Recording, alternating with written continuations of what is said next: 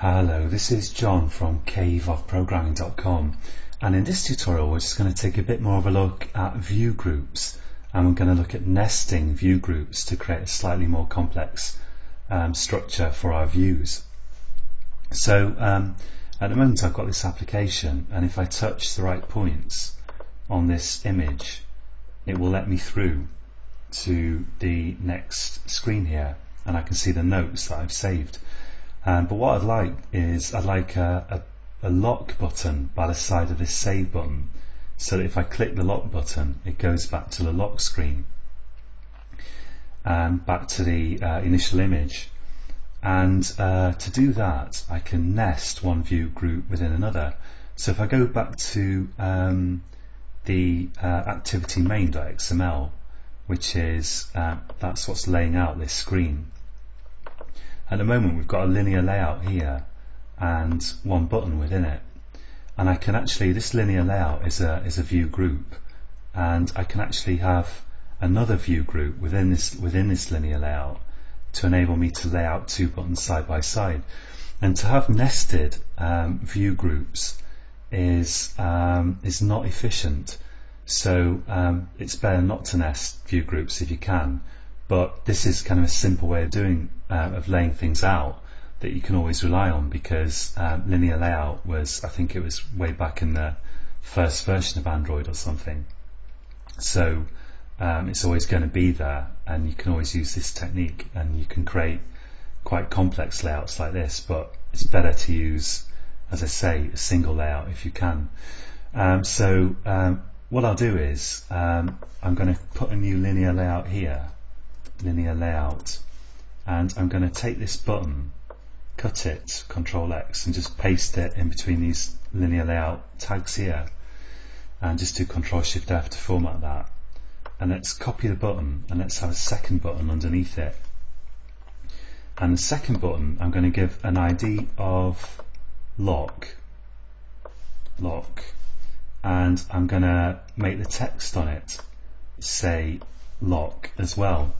And I'm just going to select that and go to right click, go to quick fix, extract Android string, and the ID can be lock, that's fine, and I click OK. And that will now, if I look at strings XML, I'll now have this lock string there, which is what I want. So I'm using that string for the text on my button. And now this inner linear layout here, I want the size of it I have to attend to first. So I don't need these XML schema thingamajigs here, namespace whatsits. I don't need those on my inner linear layout. I just need them on the outermost one, the outermost view group here. But this view group here, I need to tell it how much size to take up. And I'm going to say layout width equals match parent, so take up all horizontal width possible. And layout height, I'm going to say wrap content, so just be big enough to contain the height of those two buttons. And then the orientation, I'm going to say horizontal. I'll just do Control Shift F again to format that. So now it's going to lay out the two buttons, the two views within it, next to each other horizontally. Now the buttons themselves, the layout height is good. I want the buttons to be just high enough to wrap their contents, which is the text that they display. But the layout width is no good. If each one matches the parent width, each one would take up the whole width of the linear layout, and we would only see one button because the other would get hidden behind it. So I'm going to set the layout width here actually to 0 dp, 0 divide independent pixels. And the reason for that is I'm going to tell it, when you look at the layout width here, don't actually bother calculating anything, just make it 0 pixels wide and forget about it. So that's kind of an efficiency thing. And the real thing that's going to actually size the buttons is going to be a weight. So within the linear layout here I can use a weight. And remember, this is a horizontal linear layout, so the weight that I specify here will determine how the horizontal width is parceled out between the buttons. So I'm going to say here weight, layout underscore weight, and I'm going to give each one the same weight. And the weight is not an absolute value, it's just the weight of the two buttons is relative to each other.